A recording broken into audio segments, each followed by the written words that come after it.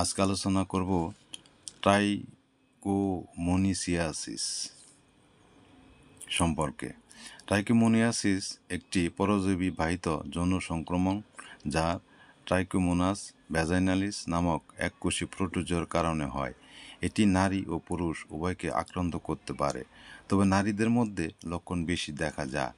বিশ্ব স্বাস্থ্য সংস্থা WHO এর তথ্য অনুযায়ী এটি বিশ্বব্যাপী সবচেয়ে সাধারণ অভাইরাল STI এবং প্রতি বছর আনুমানিক 156 মিলিয়ন মানুষ আক্রান্ত হয়। সংক্রমণের উপসর্গ: নারীদের মধ্যে 85% ক্ষেত্রে লক্ষণযুক্ত, ফেনাযুক্ত বা হলদেটে সবুজ যোনিস্রাব, যোনিপথে চুলকানি, জ্বালাপোড়া বা লাল ভাব, প্রস্রাব বা যৌন সঙ্গমের সময় ব্যথা, যোনিমুখে ফোলা ভাব বা অস্বস্তি, তলপেটে হালকা ব্যথা। পুরুষদের মধ্যে 30% লক্ষণ দেখায়, মূত্রনালী থেকে হালকা স্রাব, প্রস্রাবের সময় জ্বালাপোড়া বা ব্যথা, লিঙ্গের মাথায় চুলকানি বা জ্বালা, অন্ডকোষের অস্বস্তি। বিশেষ নোট: 70% আক্রান্ত ব্যক্তির কোনো লক্ষণই থাকে না, যা সংক্রমণ ছড়ানোর ঝুঁকি বাড়ায়। গর্ভবতী নারীদের ক্ষেত্রে অকাল প্রসব এর ঝুঁকি বাড়াতে পারে।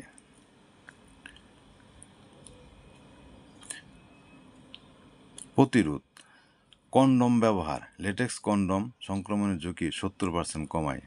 নিয়মিত STI স্ক্যানিং, বিশেষত নতুন যৌনসঙ্গী থাকলে।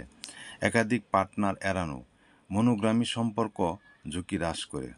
ব্যক্তিগত স্বাস্থ্যবিধি: ভেজা তোয়ালে বা সুইমস্যুট শেয়ার করবেন না।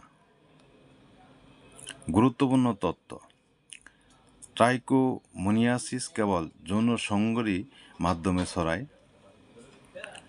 পূর্ণ সংক্রমণ সাধারণ 20% নারী ও 3 মাসের মধ্যে পুনরায় আক্রান্ত হওয়া। HIV সংক্রমণের ঝুঁকি 2 থেকে 3 গুণ বাড়ায়।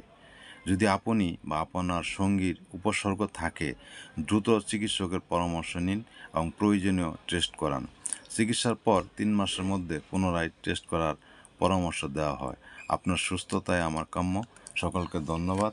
আসসালামু আলাইকুম।